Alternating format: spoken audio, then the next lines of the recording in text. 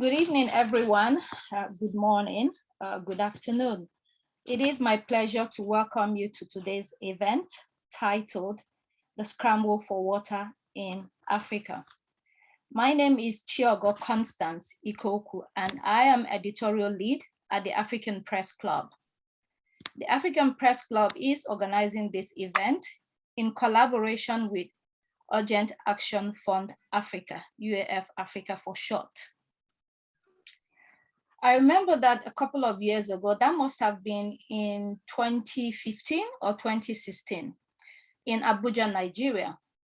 I was invited for an event by an international organization, and the event was on water.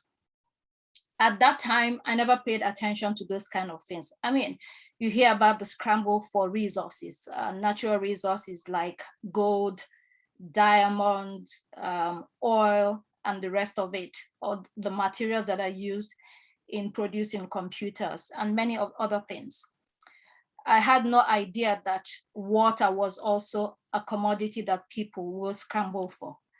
At that event, it was made explicit that there will probably be water wars in the future. It was my first time hearing it. And it was jarring. But then after the event, life continued because that topic was not under the purview of what I did. It slipped by and life continued. So when I came in contact with UAF-Africa and they were talking about water again, it reminded me of that event. Things are happening all around us. Most times we're not aware because people are running, there's a rat race, there's survival, you're not paying attention. Ruth, please, can you mute yourself? Thank you. So last month, UAF-Africa launched a report titled Women and Water in Africa, an overview of water justice struggles. And this is coming at a very important time because I think it is something that every African or even the world in general should be aware of. The undercurrents, the political undercurrents of water access, control, and distribution. That is what we are going to be talking about today. And so I have two experts to discuss this issue with us today. The first person is Carol Waronga. Carol is the Solidarity and Support Programs Coordinator for UAF-Africa. And then the second person is Melena Chiponda. Melena is an African ecofeminist. So I'll go briefly to introduce them. So let's start with Carol. Carol heads the Solidarity and Support Program at Urgent Action Fund Africa, which is responsible for resourcing and connecting African women human rights defenders and their formations to enable them respond to urgent situations. Carol is a woman human rights defender who is not afraid of challenging the status quo when it comes to the representation and participation of women and other structurally excluded groups in the political, environmental, social, and economic spheres. Carol is a strong believer of human rights and feminist principles, and she is constantly working towards ensuring that these principles are respected and promoted. She is based in Nairobi, Kenya. Melena Chiponda is an African ecofeminist whose environmental justice, water justice, and climate justice work within the extractive sector stretches over 20 years of defending lands, territories, and women's dignity and human rights. She is a feminist researcher and educator with a wealth of experience working in the civil service, civil society space, and academic field. She is a movement builder with expertise to use liberating popular education to build collective knowledge and consciousness with water and climate justice activists, environmental rights activists, and women land defenders across Africa. As a researcher, her approach is embedded in participatory action-oriented methodologies that bring out women indigenous groups, and marginalized communities' experiences, stories, and struggles. Melania has a PhD in development studies. She just graduated last month, so congratulations to Melania. She has co-authored and authored several publications, which include research papers and policy briefs within the development, climate change, and agriculture sectors. So that's our panelists today. Before we start with the questions, if you would like to connect with UAF-Africa, they are on Instagram and Twitter at UAF-Africa, and African Press Club is African Press Club on Instagram. And then our website is www.africanpressclub.com. Okay, so let's start with Carol. A bit of background. When people hear about water justice, the term water justice, it seems a little bit abstract for the average person. If you are not working in this particular sector, if you're not an activist, an advocate, some of these things, they sound far-fetched. So I would like you to start by, sort of explaining to us or to the audience in simple terms or in layman's language, what is water justice? All right, thank you so much, Chiogo, and thank you for the rest of the participants who have joined us from different, areas of the globe, others from Europe, others from Africa. So thank you so much. So yes, water. When I hear the term water justice, for me, first of all, water is an intersectional issue. So when I say intersectional, I mean it links to different aspects of our lives. So this aspect of our lives include, for example, food production, it includes housing, it includes health, it includes sanitation, it includes livelihood. So water is a human right. All of us, we have a right to water, especially clean water. So when we are talking about water justice, we are looking at, first of all, access, control, and use of water. So when we are looking at water justice, we are asking ourselves, for example, in our communities, in our town, in our countries, who has access, who has control to water, and why?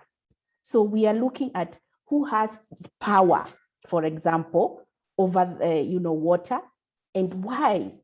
So, and if I go to an individual level as Carol, I'm then asking myself, where I'm seated right now in Nairobi, Kenya, do I have access to water?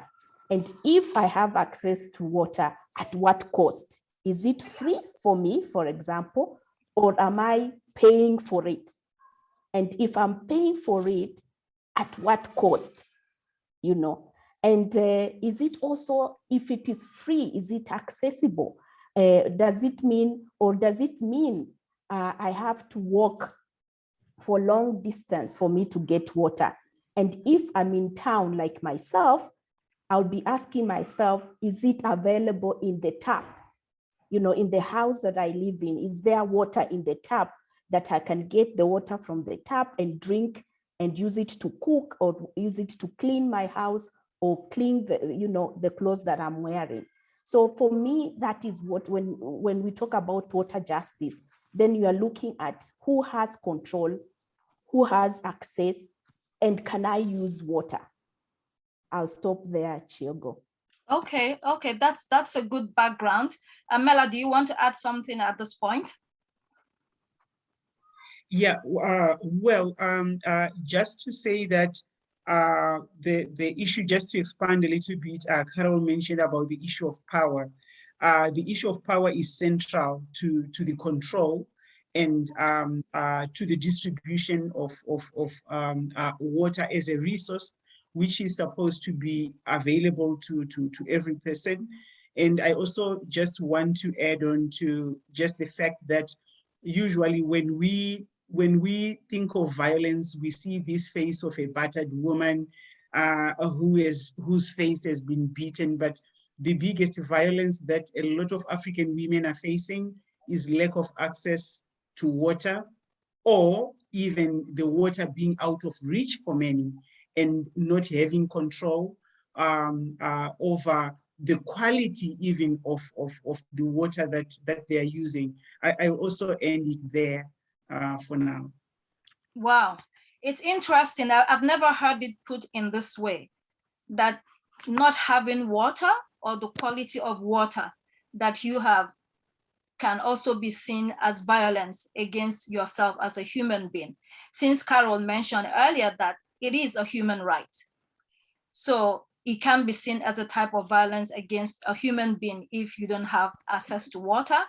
And because also you talked about the intersectional issues, it's very crucial for food production. We need it for sanitation, we need it for health. So we begin to see why this topic is very important and why, as you say, it is actually a human right.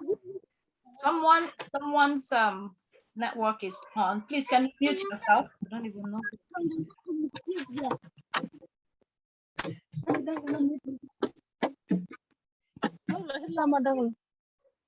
Galaxy M3, M31, can you mute yourself? Let me see. Let me see. Okay. Sorry about that. So that brings me to the second question. I mean, this is really crucial. When dealing with the issue of water, there are two schools of thought, so there is, two ideologies concerning how water should be treated. There is the neoliberal view, and then there is the ecofeminist view, which apparently you belong to. So Carol, I would like you to walk us through the points of departure of these two schools of thought. Where do they diverge in terms of how we treat water? All right. So when you say neoliberal views, for the layman or for the, for people like us, we are looking at people who have political and economic power. So they are the ones who say that, water should be treated like a commodity. So they come from this economic sort of, perspective of that for you to have access to this free commodity, you need to pay for it. If you want to have access, yes, the water is human right, it's a right. You are supposed to have access to clean water, but for you to have it, you need to pay for it. And they claim that it has become this scarce commodity is because, number one, in Africa, the population has gone up. So the resource water has become scarce. Two, they talk about issues to do with the, government failure to provide this, resource, which is water, to the citizens. So because government has failed, it is good for the private, the one who hold the economic power, to step in so that they can provide you the access to water, but you have to pay it at a cost. However, for our eco-feminists or feminists like ourselves, we believe that, first of all, water is a natural resource, that should be free. It has been free because, number one, that it comes from the rain, which of course, no one pays for the rain to come. This is Mother Nature blessing us. So for us to say that, first of all, because it is because of the population, it's because of climate change. By the way, that climate change is not us in Africa that have caused it. Africa has the vegetation. Africa has had the trees. But however, because of, and we spoke about the linking of water to other aspects of our lives. And one of that aspect is land. Increasingly, we are seeing that there's an increase in the scramble of resources in Africa. Actually, it never stopped when colonialism stopped. So we are seeing these multinationals, this corporate power coming into Africa, taking the land. You remember, land holds water. So when they take the land, which holds the water for the benefit of, for example, for mining, then we lose the water. Sorry, I think someone. Can you mute yourselves? Ruth Muthoni, can you mute yourself, please? All right. So I was saying that water rests in our land.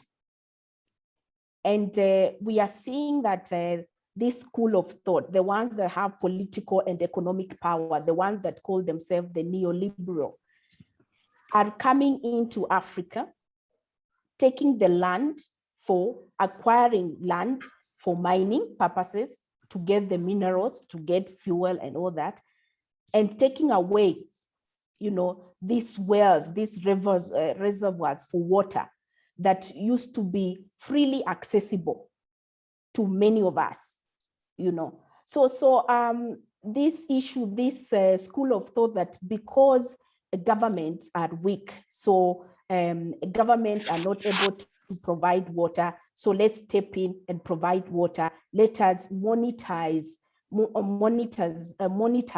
water so that we get money from it is really from our perspective is not the right way to go, because when you look at water, women, for example, I'm just using women have connection with nature. Yeah. We know the nature, we have worked with nature, we know what brings water. Water is the center of our lives, because women are tasked with the care of our families. Water has been central in how we do our work. So we use it for cooking, we use it to take care of our children, to take care of our families. So for us to say that we need to make water a commodity that can be paid for, because there's an increase of population, because of climate change, because the government is weak, whereas we are not involving the people who play the central role, which is women, in that decision making around water. Because women have, for the longest time, have strategies, but no one listens to them about those strategies around how we can make water more accessible, how we can make water accessible to everyone.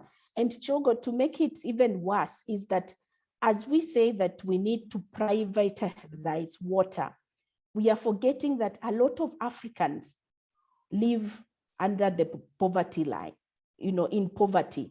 And so when you say that we buy water, when it comes to choosing water and food, who you can imagine that decision will go to where? So we are already putting a burden on someone who is already overburdened. They are struggling to get food on their table. And then you are saying, for this natural resource that we can get it from our nature, you should pay for it. So for us, we say there's better ways. There's need to democratize the space. There's need to get more people involved around how we can make water more accessible and more accessible to people in the continent, especially women. And for us to make it that way is that we need to have people who are affected by it sitting on the table, making decisions around how we can make this resource more accessible. I'll stop there. Okay, thanks very much, Carol. You have touched on a lot of things. I would like to take you up on the cost angle, but let's hold on for now. I would like to bring in Mela. So Mela, I'm going to read directly from the report and then ask this question. Question is also tied to what Carol had mentioned. It is predicted that by 2050, 1.6 billion Africans will live in cities and urban slums. The premise is that African governments do not have the capacity to deliver water services to so many people concentrated in urban areas and need help from the private sector to provide water, to provide people with amenities such as clean drinking water and toilet facilities. So clearly there is an issue, concerning population, although, as Carol mentioned, that is not the main issue. What's your take on this, Mela?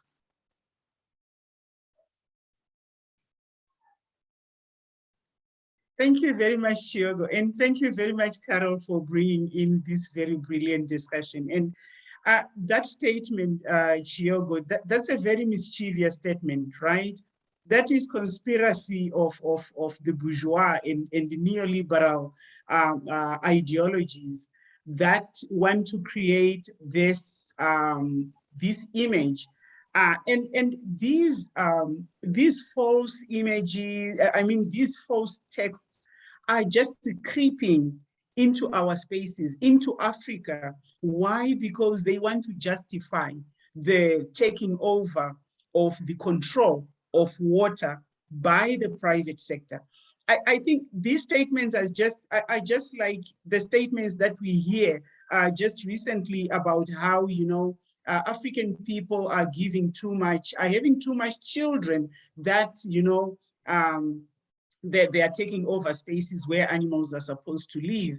And someone who is in Europe mentioning that, I think that is the biggest mischief. And why I'm saying this, it is because water is not scarce because people are failing to manage the water resources. When we talk about the neoliberal agenda, we are talking about the taking over, the land grabbing, the grabbing of resources for production and not for the people. Because neoliberal capitalism is not people-oriented, it is profit-oriented. And thank you very much, Carol, when you mention about the issue of privatization, that this system is aimed at making profit. And how does providing a service to the people give you profit?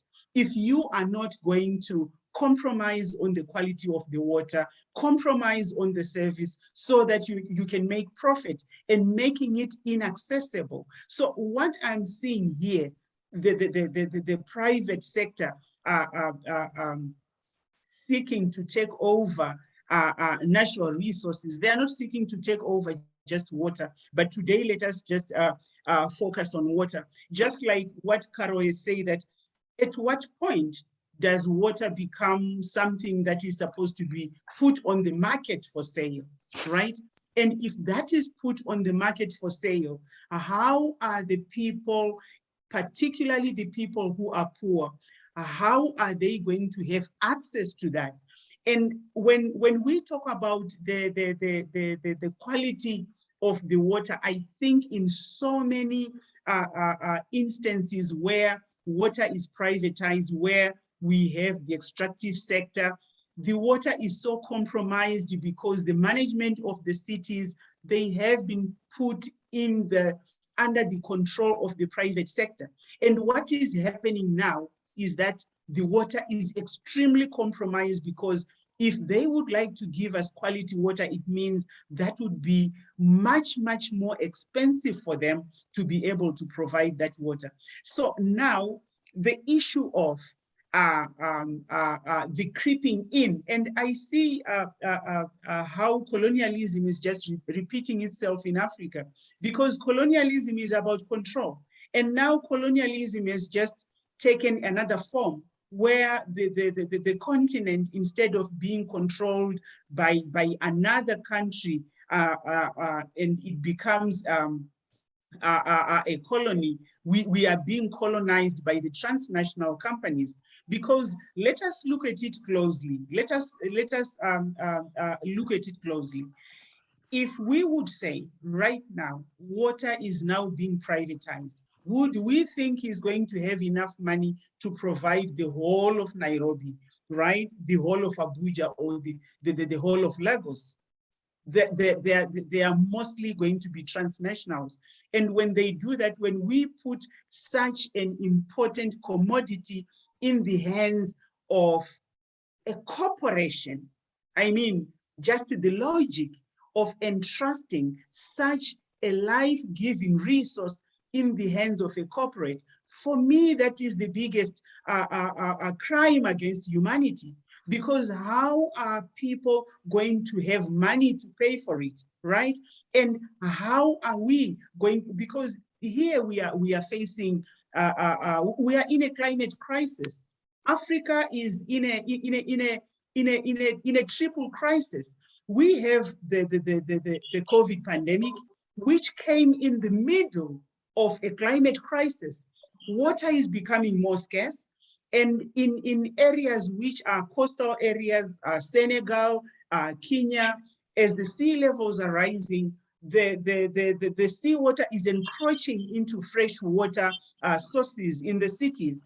And what that means is that water is going to become more scarce.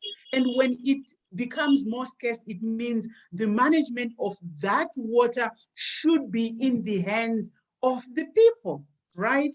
So that the people as a sovereign can maintain and have and ensure that everyone, even those who cannot afford, can continue having access to water. I wanted to touch on the ecological feminism, because can we come back to that? You know, there's a lot we're going to unpack, so let's go step by step. So and then if both of you can keep your answers brief so that we can get in as many questions as possible. But I'm still with you, Mela. Both of you have touched on a very important aspect of it, which is land grab. And I'm going to read once again from the book. So it says here, urban Africa is seen by watermongers as the next frontier. With the climate crisis, we will increasingly see measures like water management devices or desalination being purportedly introduced to deal with the climate crisis, but that actually legitimize racist and classist politics. Massive land grabs of discounted arable land from 2008 onwards in Niger, Mali, Ethiopia, Democratic Republic of Congo, Madagascar, and Zambia, for example, have resulted in the theft of water and privatization of some of the best watersheds that indigenous communities depend on for survival, argues Anandra Mita, founder and executive director of the Oakland Institute. So he goes on to say that we will see more corporate capture of our cities. We need to be aware of the dangers of disaster capitalism, feeding off the narratives that African governments are dysfunctional and inept. I think that it's aptly put in this report, sort of what we are discussing right now. But my question now is this simply exaggerated, or should we truly be alarmed? Mela, please.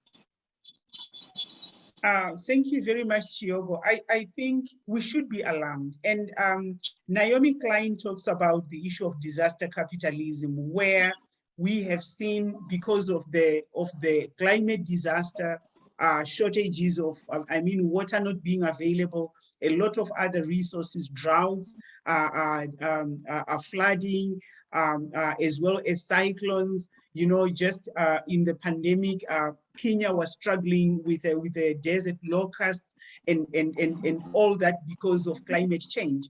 And what I see is how capitalism is actually growing out of that. That they're taking this opportunity to make massive profits. Even looking at how, that we allowed capitalism to drive how we respond to the COVID pandemic.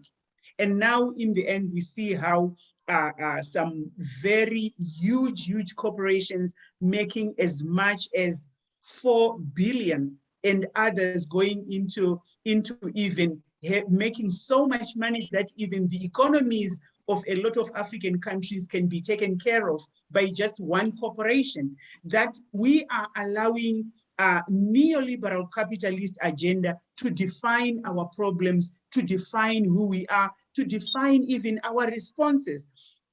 So when we allow that, we are allowing the meager resources that we have in terms of monetary resources that we have, for them all to be taken away, because the capitalist system, the private sector, is looking at ways of how do we capitalize out of this disaster. And the way we are looking at it now, because of the climate crisis, they are also going to capitalize on water being scarce and offering some false solutions regarding how water can be available to everyone. So I am seeing this as the creeping in of mismanagement of our water resources for the interest of capital.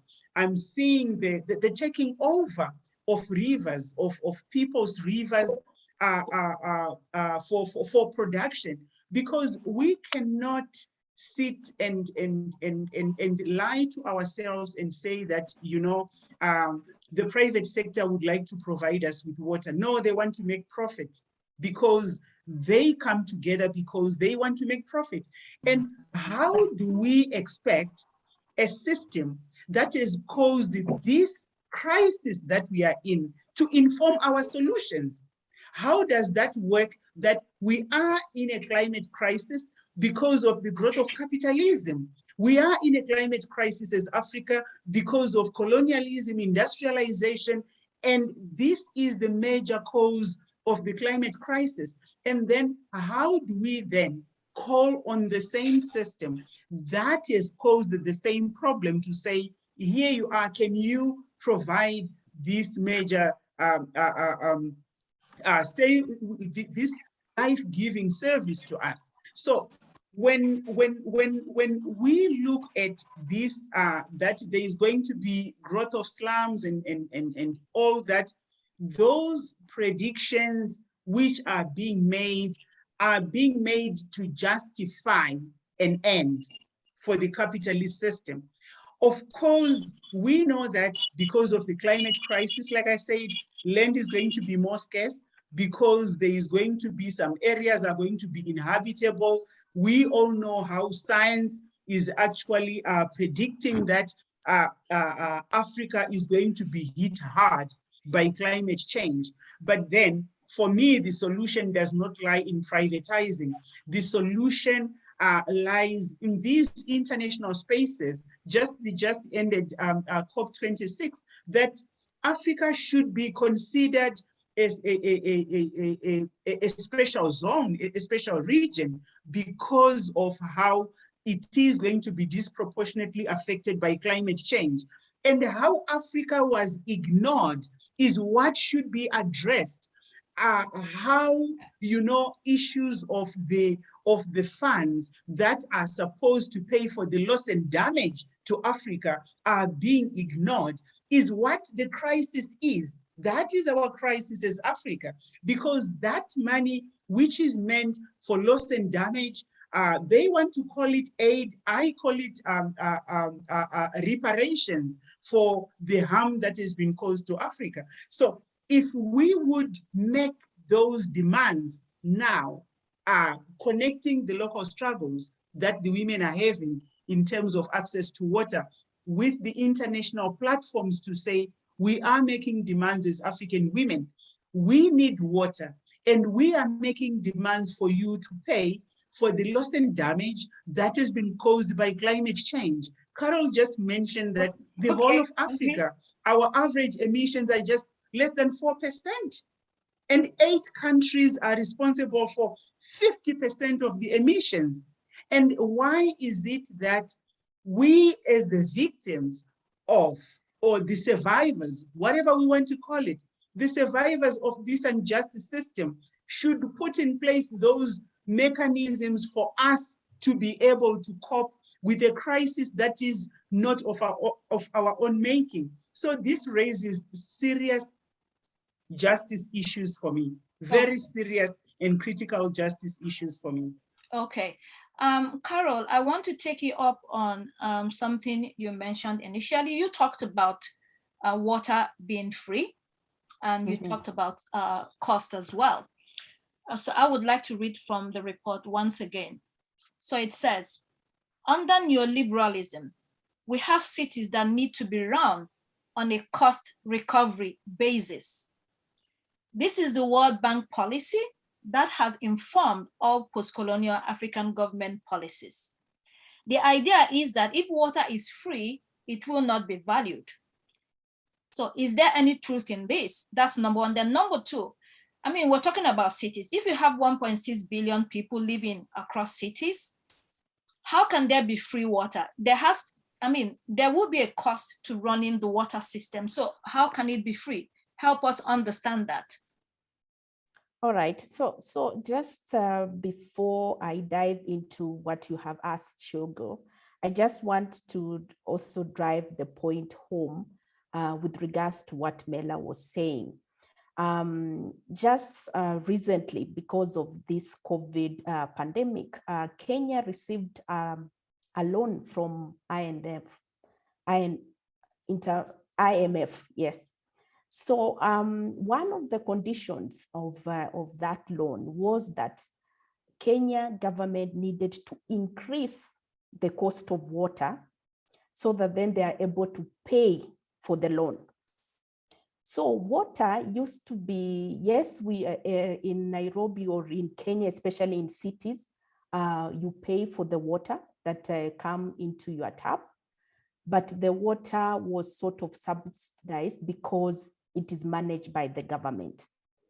But now, because we agreed to take the loan, the conditions were that we need to increase the water by with a lot of percentage. I think it was more than 50%, so that then they're able to get their money back.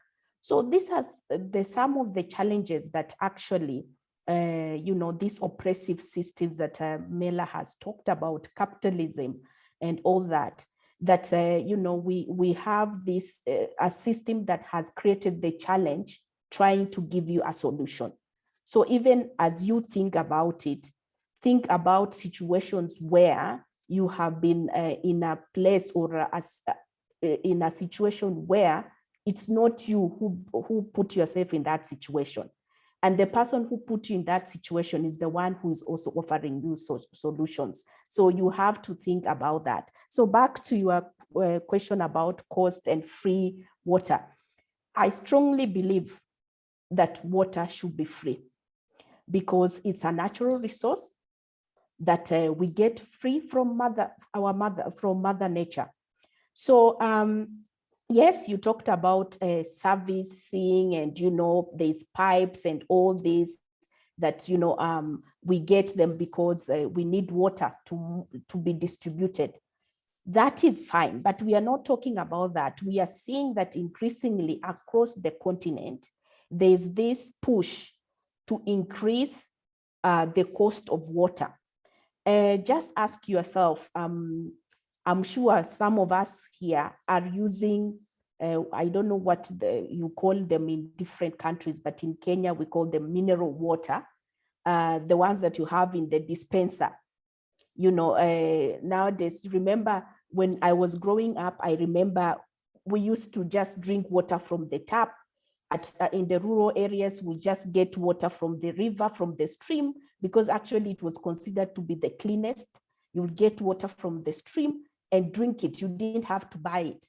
But then 20, 30, 40 years ago, slowly, and we never noticed it, slowly, these private companies went and actually get the water from that stream, the stream that we used to get water for free. They get water from that stream and bottle it in those bottles.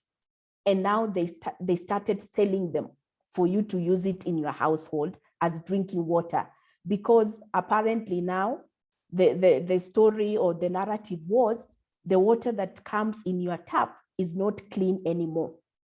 So you have to buy the one that has even additional minerals, because of course it's a gimmick. There's no additional mineral. It's just water from the stream. But this is capitalism. With capitalism, of course, I'm making a profit. For me to make a profit, I will lie to you and say, this water that you are buying is not the same as the water that you are getting from the tap, because the one in the bottle, I have added some vitamin, I don't know, C, I don't know, D, I don't know what. But because we do believe in these systems, that, whatever comes from, these people, and most of the time is people behind this notion of, if you buy something, it is quality. If it is free, it's not quality, which is a lie.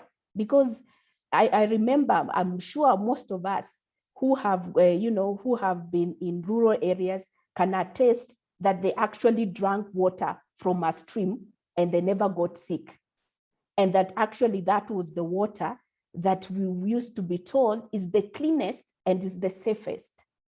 So this is a problem that has been created to make us think that actually water should not be free, but actually water should be free because it is available for free. Yeah, well said, Carol. Let's continue on that line. You mentioned something very important. I mean, when I was growing up as well, when I used to visit my grandmother, my mother's village had waterfalls and rivers. So we used to go with pots to the waterfall to fetch very clean water. You didn't need to boil it.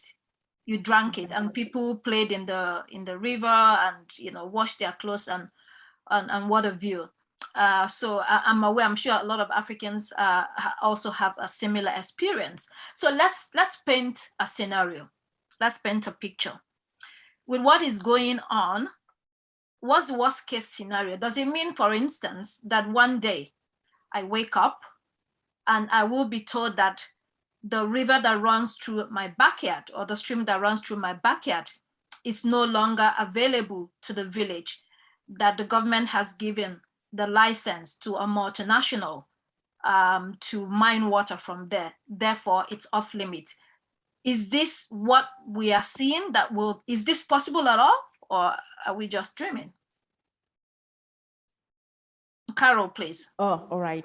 No, it's not even, let's not even paint the scenario. It's already happening. It's already happening. When I spoke about this issue of bottling water that used to be free, water that used to pass, in your own backyard, because there's a river, there's, a source that river was getting that water from. So this is where we are going, because with these systems of making profit out of natural resources such as water, we need to understand the kind of power that it's involved. So we have the state power, which government hold, and we have the corporate power. And we have seen that most of the time, corporate power and state power works together, because then they are benefiting from each other. So with the multinational coming in with that corporate power, government is able to now use their state power to, give them, most of the time, of course, with kickbacks that you and I will not be aware of, we just hear about, but they sell, that is the unfortunate part of it, is that our natural resources are being sold to these multinationals in a way that you will wake up today, not even, tomorrow, and find that the water, and most of us have seen it, that, things that we used to get for free, water use, if you wanted to drink it, it was for free. But now you have forgotten that you actually, nowadays you buy it. You know, you go to the supermarket to buy water in a bottle. You never used to buy it. It started small, but over time, because of the powers that are involved, the resources that are involved, and this is money. When I say resources that are involved, money, yes, you will wake up and find that the river that used to pass next to you, that where you used to access water, is now completely closed, and there is a tap that has been put there, and you are paying water for it. You are paying money to actually access water that you used to access for free. And because water is life, you'll be forced to pay for that, unfortunately, for you to, continue with your life and, sustaining your livelihood. You'll be forced to pay. So, and I'm sure we'll discuss about it. That is where now we come in as, activists to challenge some of these things, because if we don't challenge them right now, in future, we will be forced to even pay for, when in rural areas, we'll be forced to even pay for the water that we use to wash, our clothes with when we go to, rural areas where we have water bodies that are free. Okay, thanks very much, Carol. Mela, let me come to you. So going back to the report, it says, the neoliberal view is being promoted by the big names we already know. The World Bank, the United Nations, United States Agency for International Development, USAID, etc. These are entrenched institutions with so much power. I mean, we all know. So my question is, do the people stand any chance against any of these institutions? I mean, these are world powers. Do the people stand any chance? I think if women, I want to give the example of one of the most popular revolts during the colonial era, when the Aba Women's Rebellion in Nigeria of 1929, which was done by women traders that revolted against unjust taxation and against the imposition of a legal system that they did not understand. There is evidence which shows that some records say there were 10,000, but others say that there were 40,000. If they managed to organize themselves, right, against the colonial system, which was very ruthless, which had all the repressive apparatus on their side, as well as the ideological apparatus on their side. So what would, they did not have Twitter, they did not have Instagram, they did not have Zoom, but they organized themselves, right? The march which was done in South Africa against the past laws. So for us to say, can we challenge these neo-colonial institutions, the neo-colonial machinations? We can, because the power that we have is our collective power. Mm-hmm. We should exercise our right to say no to a development pathway which is not informed by us, right? Which is not people driven. Because Carol mentioned something which is the reality of what we are facing now. How, the past 3 years I've been to Nigeria, seeing how since 1975 in the Niger Delta, they've experienced 4,500 water spills, more than 4,500 water spills, damming our rivers, right? And now, who does the river belong to now? Definitely not to the people, because that water is no longer of any use to the people of the Niger Delta.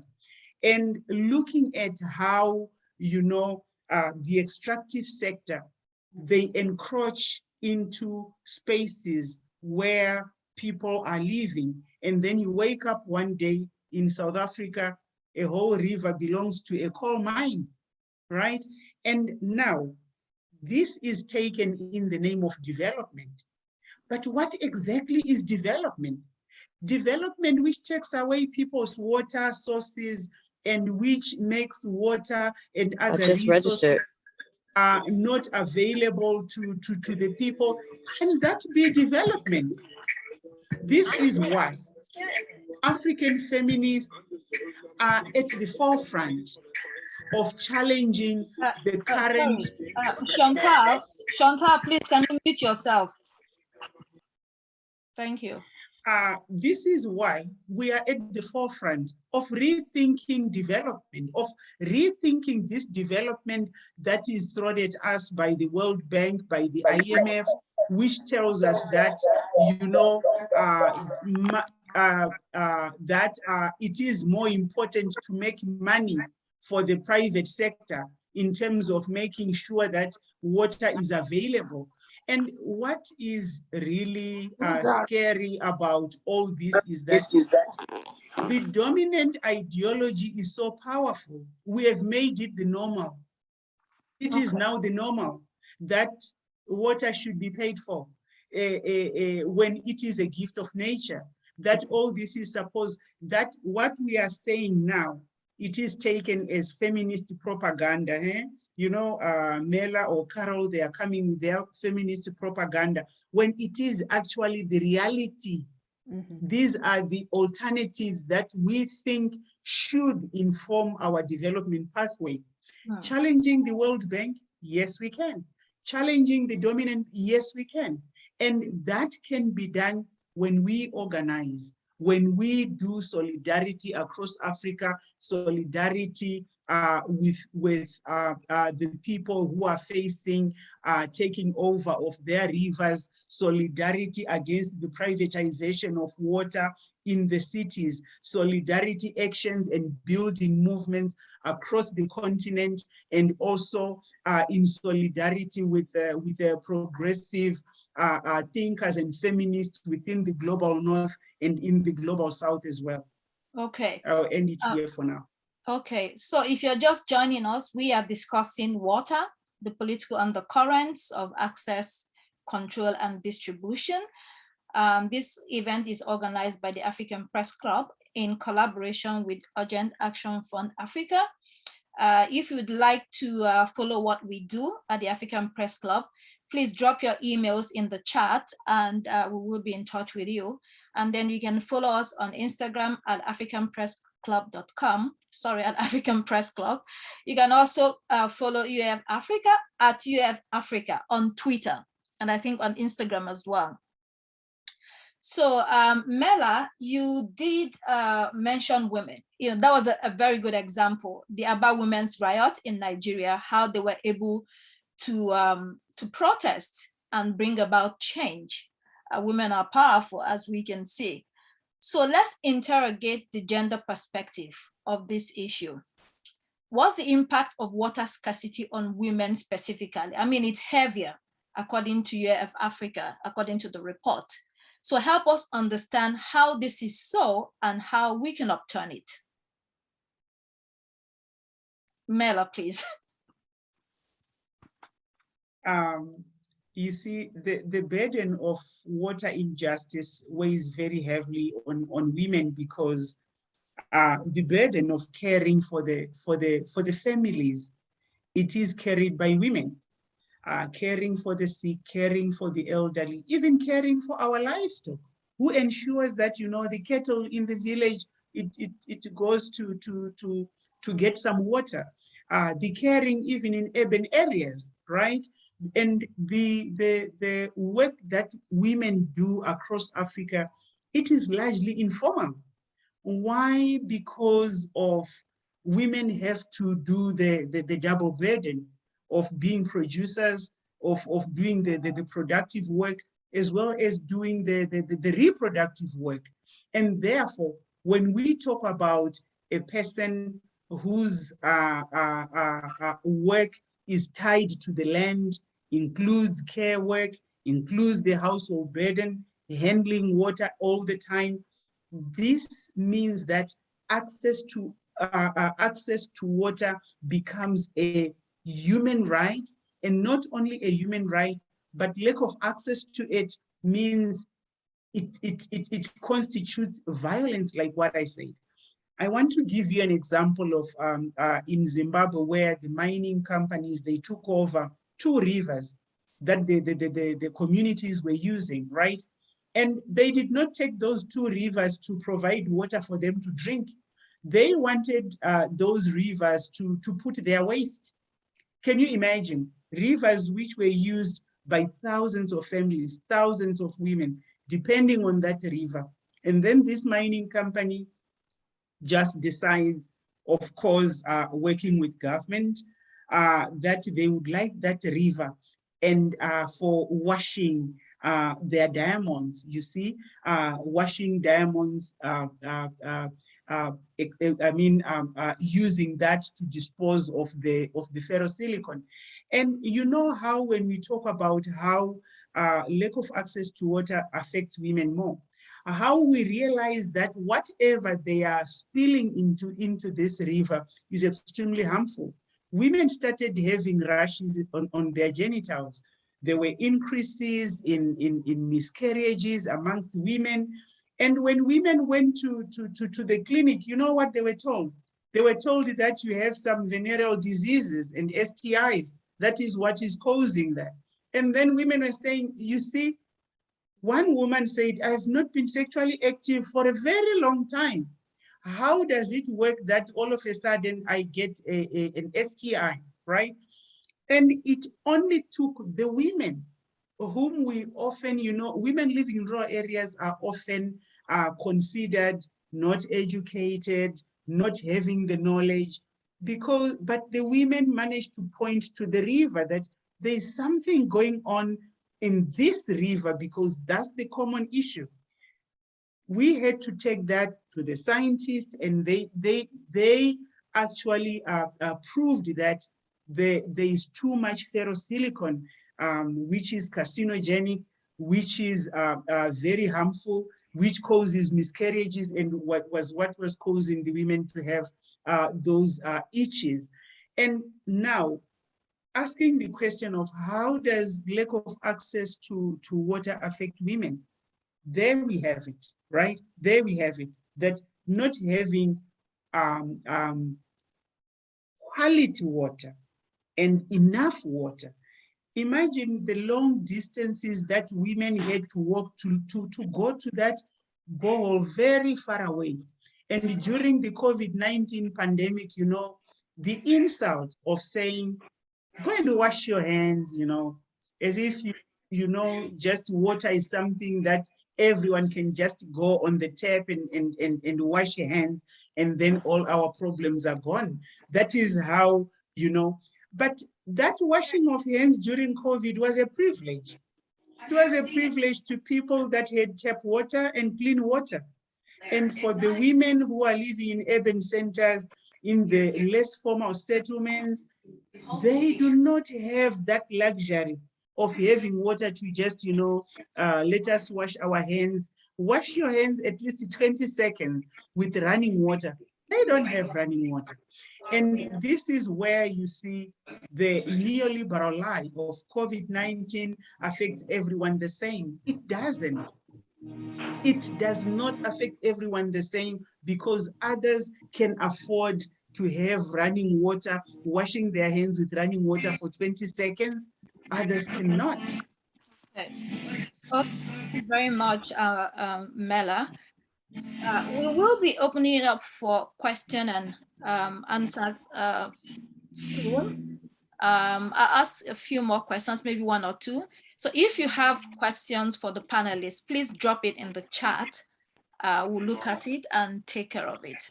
So let's come to Carol. Someone's voice. Who is Nish Simon? Please, can you mute yourself? Okay. Carol, let me come to you. I'll read again from the report.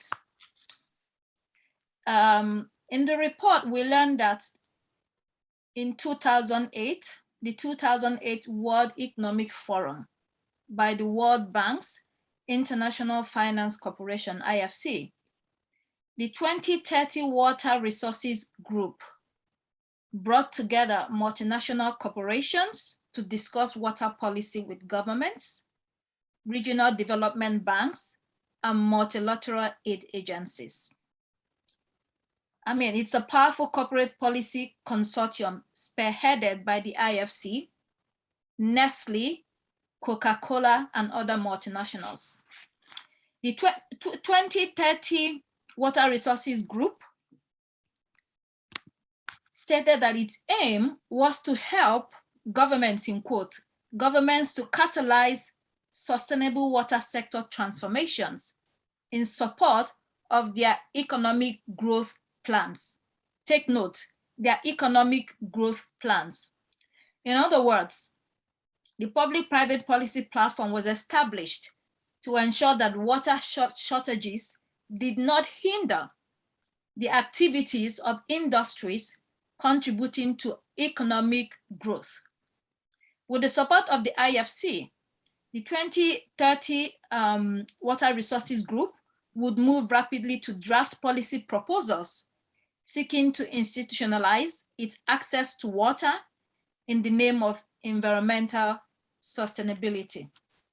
I mean, it goes to what you spoke to Mela earlier, that the neoliberal land grabbing for production, they claim is for production and for economic development, but then it's all clandestine, isn't it? Oh, that's actually for Carol. No problem. So I will start by saying, just look at the spaces and look at the people who are discussing in those spaces. I mean, the multinationals. Did you hear about any, for example, a grassroots women rights organization being in that forum? Did you hear of any defender being in that, an environmental justice defender being in that space? You see, so even spaces where discussions around access, control, and use of water, they are already exclusionary, because now you are having, capitalists talking about economic development, talking about water, whereas the person who is at the community level, the person who is in the country, our own Africa, is not there, because who heads these multinationals? Is it Africans? Of course not. So first of all, I have a problem with the, decisions being made for us without us, So we have to be, and this is what we keep saying, as feminists, we keep saying that you can't make decisions that affect our lives without us being there. So when you talk about economic growth, for me, and Mela kept talking about this thing about talking about development, whereas as we talk about development, our rivers are being, seized and, privatized. And this is a natural resource, So for me, I find this being criminal, lack for a better word. It's criminal, really, because then we continue this thing of this notion of that water is a commodity, because this discussion that took place in that you mentioned, Chiogo, is around that issue of that we need to make water a commodity, a market commodity that can be bought. And of course, who is going to benefit out of this? It's not us. It's not us who we used to access this water for free. It's not us. It is them who are making decisions about economic development for these countries, that government should, come up with policies. Really, it baffles me. It really baffles me that how we sit on tables to make decisions about affecting lives of people who are not part of the decision-making, processes that we claim are, people-centered, but we know very well this is not people-centered. This is more of, those who have economic power increasing their resources. And I think this is an opportunity for us as Africans, as also women, to seize some of these spaces, because this will continue hearing about this. And we have been hearing about this this one took place in 2008. I mean, Mela, you talked about COP26. It was the same issue. It was the same issue around who was on the table and the discussions that are there and the commitments that were being made. You ask yourself, are these commitments really for Africans who are actually, because of the issues that have been created by the same people who are saying for economic growth created, why are we still having these discussions even in 2021? So it means that really a lot needs to be done, especially for me, around seizing the spaces that some of these decisions are being made. Because if we don't seize these spaces, we'll continue hearing about these decisions that we are hearing, that you have mentioned around the 2008 forum about water, and not involving the people who are actually affected by the water crisis that we are talking about. So if anyone has a question, please let us know, drop it in the chat and we can pick it up. Carol, a follow-up to what you've just said. So water justice activists insist that, and you agree with that too, that a democratic control of and access to water is the way to go. When we say democratic control and access, what does that really mean, and how would that pan out in real life? Yeah, so even just picking up from the discussion that we had about this forum, I think there is need for deeper analysis around the water crisis, which was created by, the capitalists and the people who want to privatize this whole, issue. There's need for deeper analysis. Maybe, please, can you mute yourself? Thank you. There's need for deeper analysis, including gender analysis. And we heard it from Mela about why water is a feminist issue. So I don't want to belabor what she had already said. So just there's need to involve, when we talk about the democratic control of and access of water is the way to go for us, the water justice activists, is that beginning with spaces where decisions around access to water are made, that these spaces must include us, that, us who are affected by this issue. So you can't purport that you are making a decision or having conversations around water while you are not involving the women, for example. And we know very well why water is a feminist issue. So there is also a need for us to understand the intersectionality of water. And as I earlier mentioned, water is linked to the different aspects of our lives. So be it agriculture, be it our health, be it our land or territory, be it our housing, we need to start understanding that.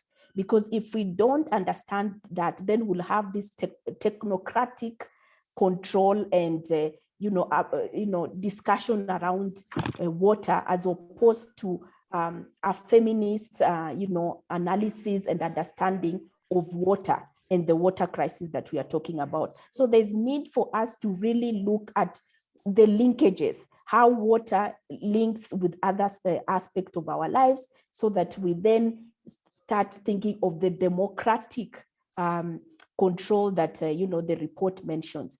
And also, as earlier mentioned, there's need for us to involve, because I really need to stress this point, there's need for us to involve people who are affected by the water crisis the most.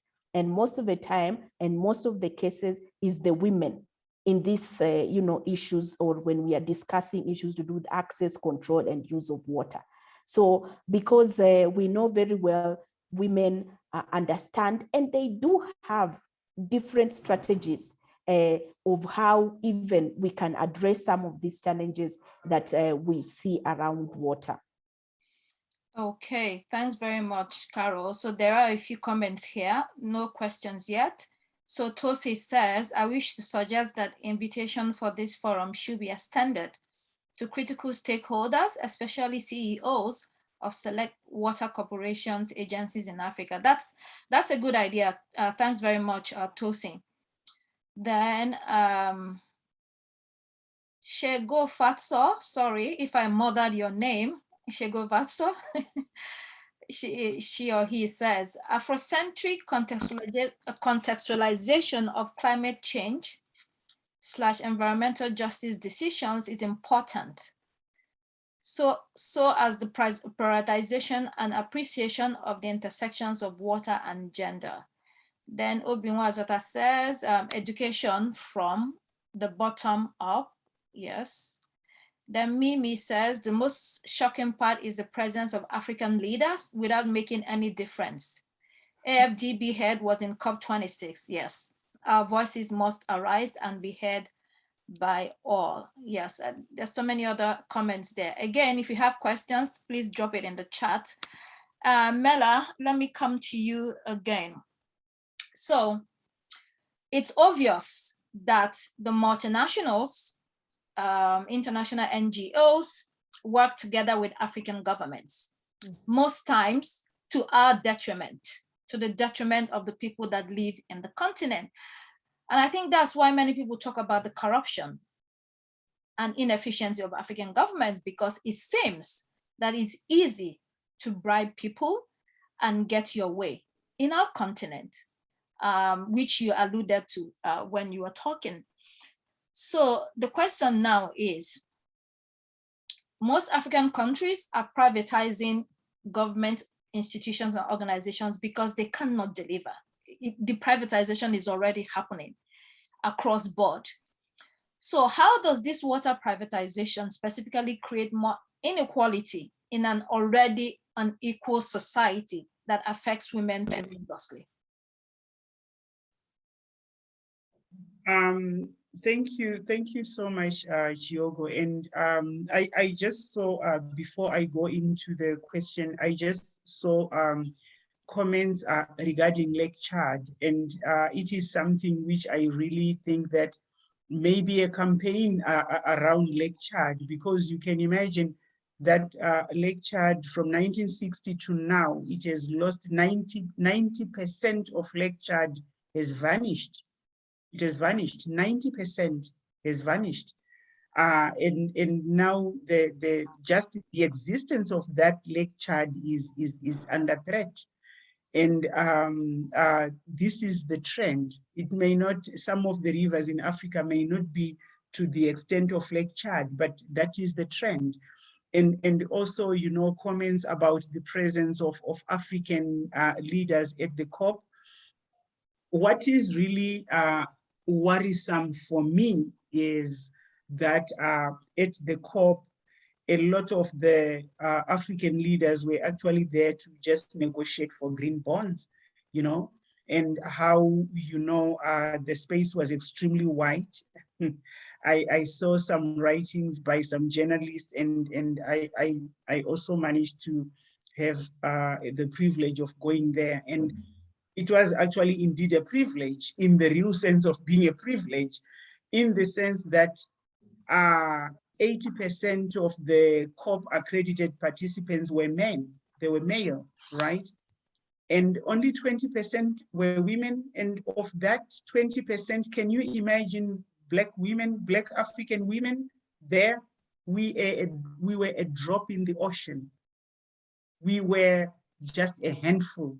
of us and trying to make all the necessary noise about Africa, but our voices were drowned because also the corporations, polluting corporations hired planes and private jets, and they had more than 300 participants that were accredited to attend to push the privatization capitalist agenda.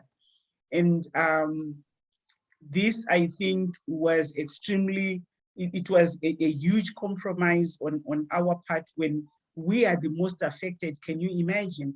Extremely underrepresented, but the most affected. And probably our hope now lies with the next COP, the Egypt COP, which is going to be in Africa. And the issue that, you know, neoliberal ways and privatization, they are going to increase the inequalities. In fact, capitalism and neoliberalism is an economic ideology. It does not accommodate everyone. The control of resources, of wealth, is supposed to be in the hands of just a few people. And the most depressing issue for us as Africans, and particularly African women, is that corruption is part of the system. The system thrives on corruption.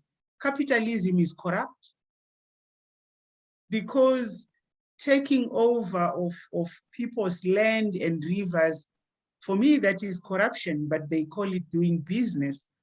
I wonder what kind of doing business that is, you know, when you take people's land, people's livelihoods, for a song, that goes for a song.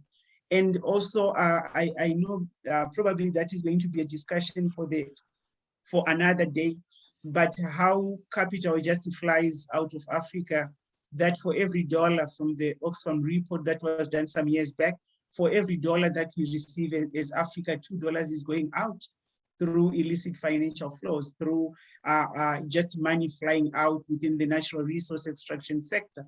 And actually our losses in Africa largely goes out of the continent through transnational corporations, the ones which sponsor their participants to blot the spaces where we are supposed to occupy. Our spaces are occupied by the wrong people, pushing the wrong agenda. Can you imagine how, you know, all the countries in the north were saying they are looking into the future? When we are in a crisis in Africa and they're talking about the future. You know how this issue of sustainable development, I mean, it is good for us to use resources and leave resources for the next generation. But can we afford to do that in Africa? That we are using these resources, we are leaving something. We can only do that if we have the resources in the first place. So the pushing of narrative, the centering of women's voices, the way how we are supposed to write back, and using methodologies which speak to us, to our struggles, the feminist participatory action methodologies, which center the voices of women, which are action-oriented. Because right now, can we afford to just say that, oh, we are doing research without being action-oriented? Otherwise, through that, we may be reinforcing the same system that has put us in this place through the academic spaces and through the way we are writing. So I think it is important. Susan mentioned about the issue of the women's stories. Let the African woman's story about water injustice take center stage in every space, whether it's AFDB, whether it is the COP, everywhere. Let that story be told.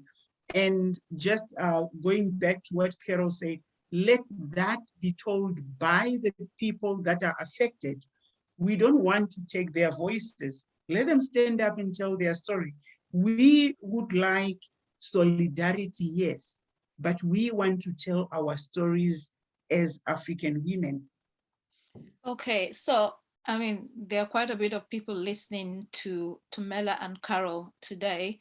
The question will be, as individuals, some people belong to organizations, some people are just the average person. As individuals, what should we be doing after this event to contribute to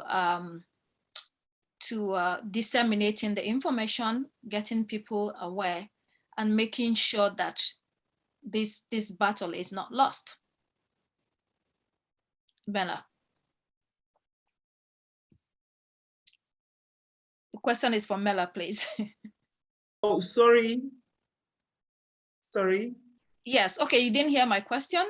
I said, as individuals, what should we be doing to make sure that people hear about this, to contribute to the advancement of the cause, of this particular cause that we're talking about today? Oh, thank you very much. And very sorry, my machine just froze a little bit. I believe in a revolution. I believe in revolutions. I believe in building movements. I believe in the people's power, the women's power. I totally believe in that. And why I'm so convinced that our liberation comes from us organizing as African women, because this has been done before. This has been done before. And I see this as something that we can do, because building our collective power as African women is very critical, centering our voices. And I think that when we do our researches, I really love this report, because this report is extremely political, centering the realities and experiences of African women, and also critiquing what has led us to where we are currently. I think that is very important. That, for me, is the beginning of a long journey, hopefully to be shorter, our long journey to water justice, through mobilizing, organizing in our spaces, and of course, taking over those spaces. And with how rich our continent is, I just hope one day that we can be able to occupy the COP spaces where they are talking about issues of climate change and water and all that, so that we can be able to inform the decisions that are being made there. Can you imagine how still the women's voice is still being added in to an agenda that is already there, which is something I think is very important for us to challenge. And I think just as my final words, that there should be African-driven economic alternatives, African women-driven development agenda should be on the table, and that we should be on the driving seat of such initiatives. Thank you. Oh, thank you very much. Well said. We are rounding up. Before that, I would like to announce once more, if you would like to follow the African Press Club, get to know about activities, drop your email in the chat. You can also follow us on Instagram at African Press Club, then follow UAF-Africa on Twitter at UAF-Africa. So Carol, I would like you to sort of share your closing remarks, but before that, one question and then your closing remarks. You know, when I was reading your profile, I was fascinated. It says, Carol's, Mela, sorry. It says Mela's work. Oh, okay, I'm confusing myself here. So this question will be for Mela, and then we'll come back to Carol. So Mela's work stretches over 20 years, defending lands, territories, and women's dignity and human rights. I mean, it must be tough defending lands because, I mean, you're fighting with very entrenched forces. So Mela, what's been your experience? Have you had death threats? You know, what kind of difficulties have you faced? And then your closing remark. Okay, so my worst was being in a Zimbabwean prison when we were saying stop buying the Zimbabwe diamonds because they are blood diamonds. Women are struggling, women are landless, and then I was charged for being a public nuisance. I don't know what that means, but I spent 7 days in a remand prison. And then they didn't charge me because they say that the state had insufficient evidence to prosecute. And I was denied a visa to go to China when I challenged the Industrial and Commercial Bank of China investment in Zimbabwe when they wanted to put in a 3.6 billion US dollar coal mine. And then I said, that doesn't make sense for us to, so we mobilized, but then that cost me a visa to China where we had organized with some Chinese NGOs to meet there and see how we can work together.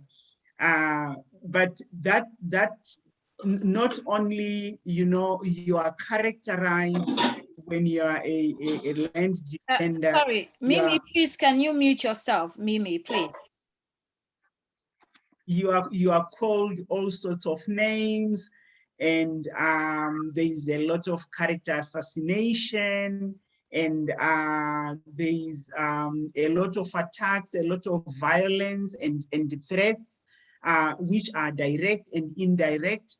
And one of the things which I have really invested a lot of my time on, including the time of other activists in similar situations like mine, is to take care of our security. Usually when I'm in a space, I'm not a Facebook or Twitter person. I often do that when I'm so done, when it is maybe a week when I have left that because of security reasons and other issues. And yeah, just to say that it has been a long time, and I now it has been more than 20 years. We have won some of the struggles and we have lost some, and we are still fighting some of the struggles. And what keeps me going is just that I'm fighting the right cause. I'm on the right track. That's what keeps me going. And my hope is to see a liberated African woman who has control over their resources, their bodies, and their territories. Wow, it's good that you mentioned China, because we all know about the loans, the Chinese loans, and the African governments. I mean, I don't know. We can talk about it. That's a huge topic for another day, but it's a serious issue. I read today, I don't know if it's true because these days of fake news, I read today that the Ugandan airport will be taken over by China because of an unpaid loan. I read, I don't know if it's true, but these are threats. These are threats to our lives, and something needs to be done about the so-called rulers or leaders of Africa. I don't know. We have serious problems. Carol, you've also worked in this sector, in this industry of fighting for human rights. Share with us your experience, and then whatever final notes you have for us. Yes, so of course, when it comes to defending land, territory, and natural resources, really, it's a big challenge because, of course, you are pushing back against corporate and state power. So I remember, you know, in my other life, we were doing, some politician had grabbed land that was meant for, schools, for children to go to school and all that.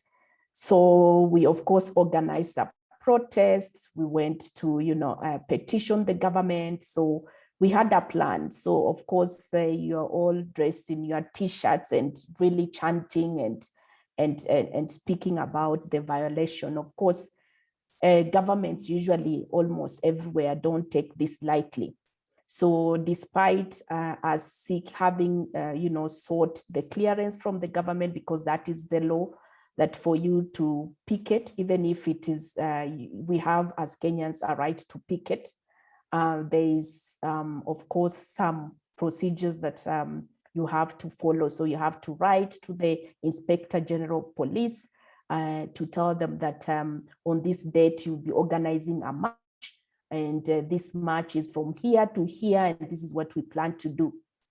So despite that, of course, we were arrested. I was not arrested. I was just tear gassed. We were tear gassed.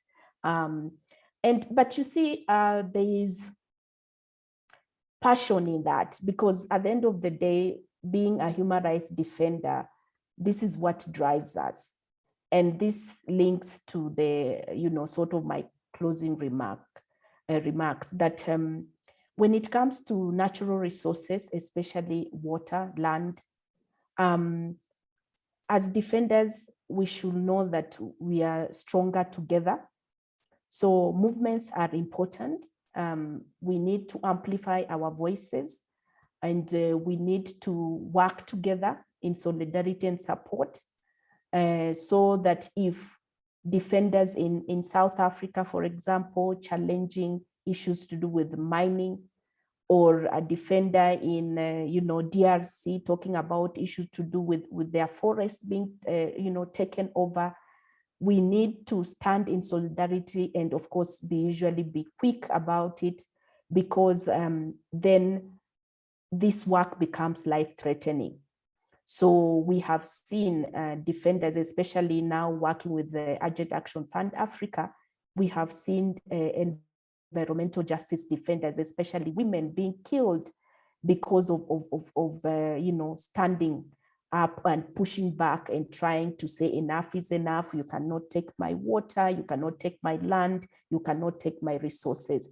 So we have to be fast, we have to be nimble when it comes to support to environmental human rights defenders. And I like the fact of that I think it was either from the chats or Mela mentioned about this, the issue of documentation. We need to start changing the narrative. So we have the neoliberal school of thought that is backed with resources, by the way, and that is why you see every time when you read something, it is about that view. So for us, we need now to also counter that narrative. And Africans, we have different ways of telling our stories. It doesn't have to be a report. It can be a poem. It can be a song about our struggles, but we are pushing the message out there. We are countering the narrative that is there. So I think it's important for us to find creative ways of telling our stories, creative ways of letting the world know about our voices, that we are there, that no one can speak for us. We can speak for ourselves because we understand the issues and we are ready to, address those issues head on.